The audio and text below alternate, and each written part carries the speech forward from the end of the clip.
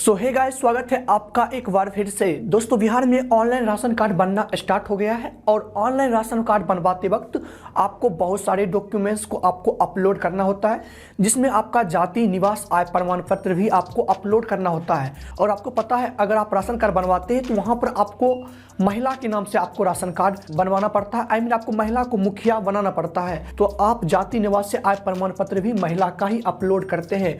तो वहाँ पर अपलोड करते वक्त एक प्रॉब्लम काफ़ी ज़्यादा आपको देखने को मिलता है कि हम किस एड्रेस को वहाँ पर फिल करेंगे, क्योंकि महिला का दो एड्रेस होता है, एक तो मायके वाला एड्रेस और एक हस्बैंड का एड्रेस। तो वहाँ पर आप जब जाति, निवास, आय प्रमाण पत्र बनवाते हैं तो वहाँ पर आपको प्रॉब्लम होता है कि हम किस एड्रेस को फिल करेंगे।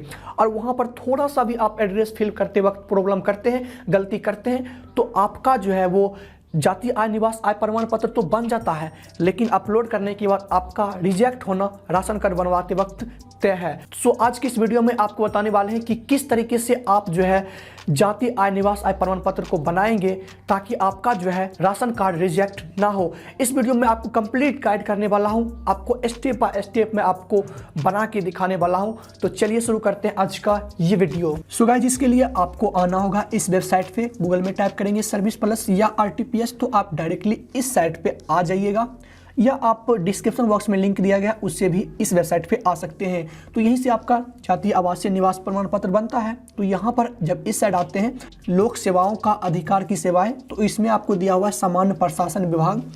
इस पर क्लिक कीजिएगा। तो क्लिक करने के बाद यहाँ पर आपको ऑप्शन दिया हुआ है आवासीय प्रमाण पत्र, जाति प्रमाण पत्र, आय प्रमाण पत्र। तो आप तीनों बनवाना चाहते हैं तो तीनों पर एक एक क्लिक करके एक एक करके आपको अप्लाई करना होगा। जैसे मान लीजिए अगर आपको आवासीय प्रमाण पत्र बनाना है तो इस पर क्लिक कीजिएगा। तो यहाँ पर आपको 3 लेवल दिया गया है। तो आप अगर राशन कार्ड बनवा रहे हैं उसमें दीजिएगा तो आपका अंचल स्तर पर आपका हो जाएगा काम। तो आपको सिंपल अंचल स्तर पर क्लिक करना है। देन उसी तरीके से यहाँ पर अगर आपको जाति प्रमाण पत्र बनवाना है तो इस पर क्लिक कीजिएगा, अंचल स्तर पर क्लिक कीजिएगा तो आपका फॉर्म खुल जाएगा। उसी तरीके से अगर आय प्रमाण पत्र बनाइएगा तो अंचल स्तर पे क्लिक कीजिएगा तो आपका फॉर्म खुल जाएगा।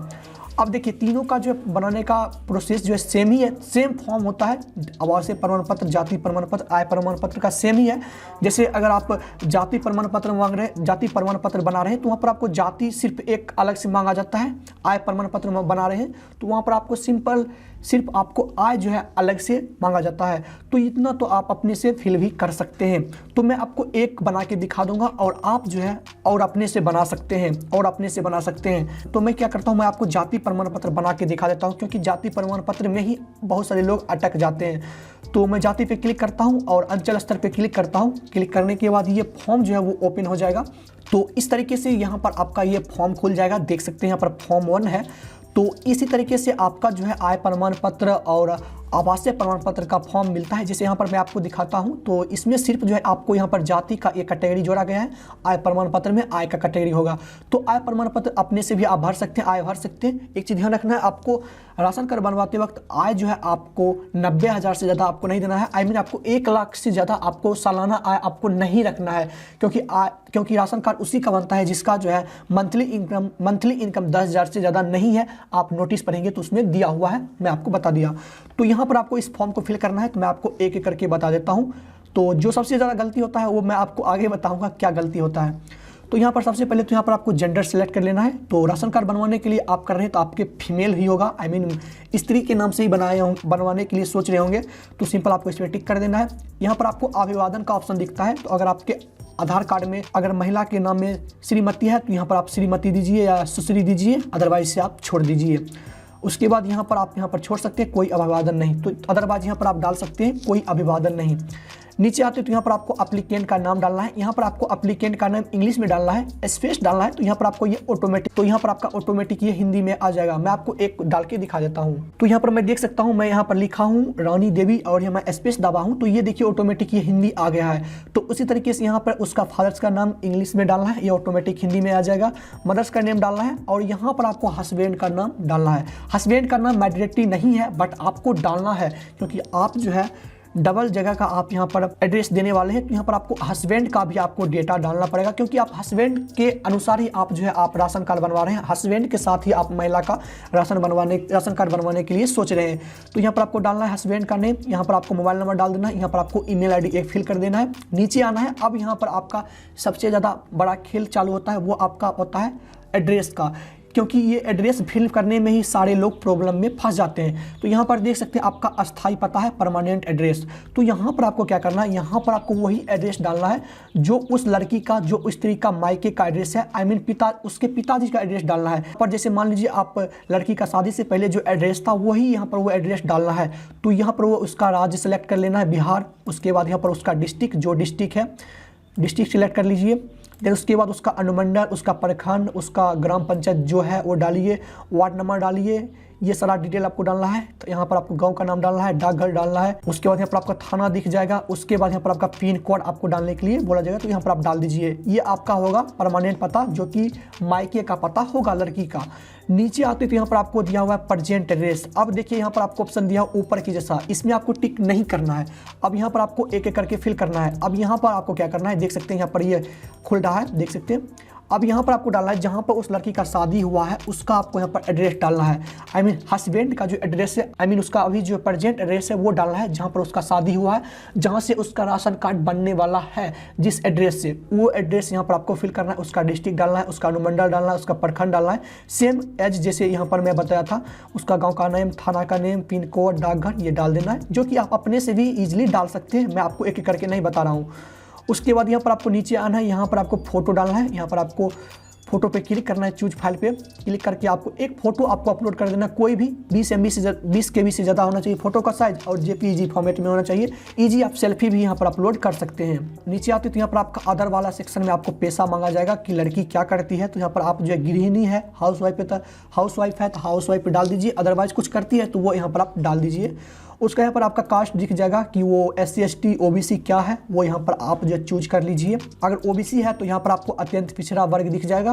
अगर BC है तो यहाँ पर आपको वो पिछड़ा वर्ग दिख जाएगा। नीचे आते तो यहाँ पर आपका कास्ट का सेक्शन दिख जाता है। तो अगर आप OBC सिलेक्ट कीजिएगा तो यहाँ पर आपका OBC में जितना भी कास्ट आता है वो यहाँ पर आपका दिख जाएगा। तो यहाँ पर आप जो है अपना कास्ट को खोज के यहाँ पर आप डाल दीजिए। डालने के बाद यहाँ पर आपका जाति का क्रमांक यहाँ पर आपका दिख जाएगा। ये ऑटोमेटिक, उसमें कुछ नहीं करना है, इसे आपको छोड़ देना है। इसमें आपको दोनों में कुछ नहीं फिल करना है। उसके बाद आपको सिंपल नीचे आना है, और आने के बाद यहाँ पर आपको कैप्चा डालने का ऑप्शन मिलता है। आपको कैप्चा डाल के प्रोसीड पे क्लिक करना होता है। तो मैं क्या करता हूँ, ये सारा डिटेल फिल कर लेता हूँ, उसके बाद मैं आगे का प्रोसेस बताता हूँ, और मैं आपको प्रोसीड पे क्लिक करके बताता हूँ कि आपको आगे क्या करना है, कौन कौन से डॉक्यूमेंट्स को आपको अपलोड करना है। तो यहाँ पर मैं सारा डेटा फिल कर चुका हूँ। फिल करने के बाद आपको सिंपल प्रोसीड पे क्लिक करना है। प्रोसीड पे क्लिक करने के बाद आपको ये बोलेगा कि आप एक बार जाँच कर लीजिए कि आपका सारा डेटा सही है या नहीं है। तो सिंपल आप जाँच कर लीजिए, या आपको सिंपल ओके पे क्लिक करना है।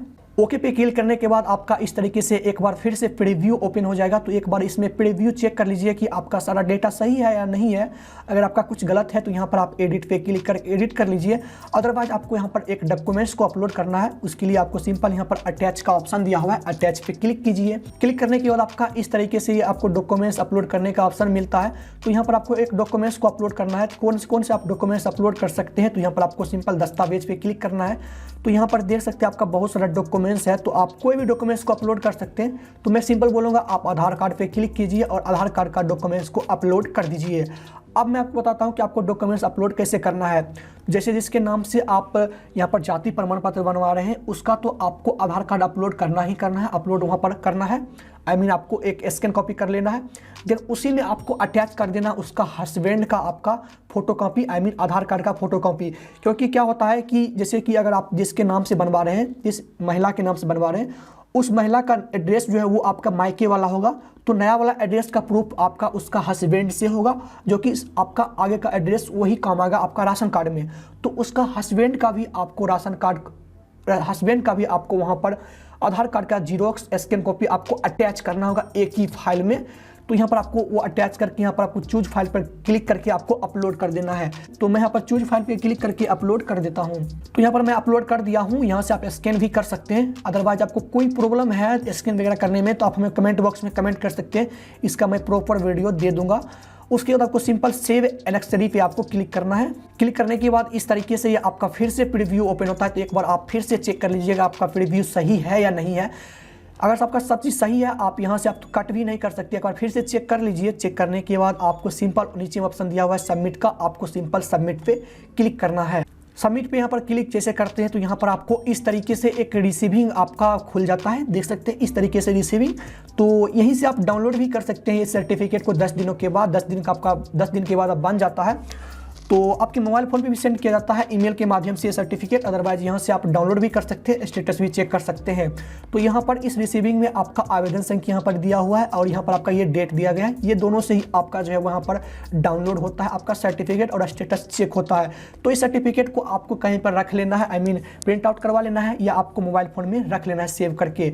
उसके बाद जैसे आप इस वेबसाइट पे आते हैं 10 दिन के बाद या 5 दिन के बाद, तो यहाँ से आप स्टेटस चेक कर सकते हैं। स्टेटस चेक करने के लिए आपको ऑप्शन दिया हुआ आवेदन की स्थिति देखेगा, इस पर क्लिक कीजिएगा।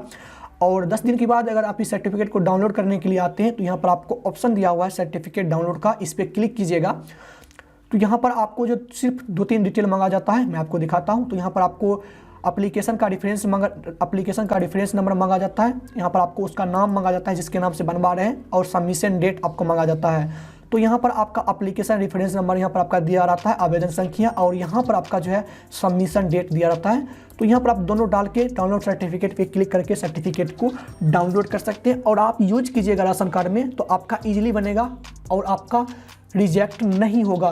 तो तीनों सर्टिफिकेट इसी तरीके से आप इजीली प्रोसेस में आप बना सकते हैं। हमें उम्मीद है कि आपको ये वीडियो पसंद आया होगा। पसंद आए तो वीडियो को लाइक कीजिए, और आपको किसी पॉइंट पे प्रॉब्लम आ रहा है समझने में, तो आप जब वीडियो को फिर से देख लीजिए, आपको समझ में आ जाएगा। मिलते हैं अगले वीडियो में, तब तक के लिए धन्यवाद।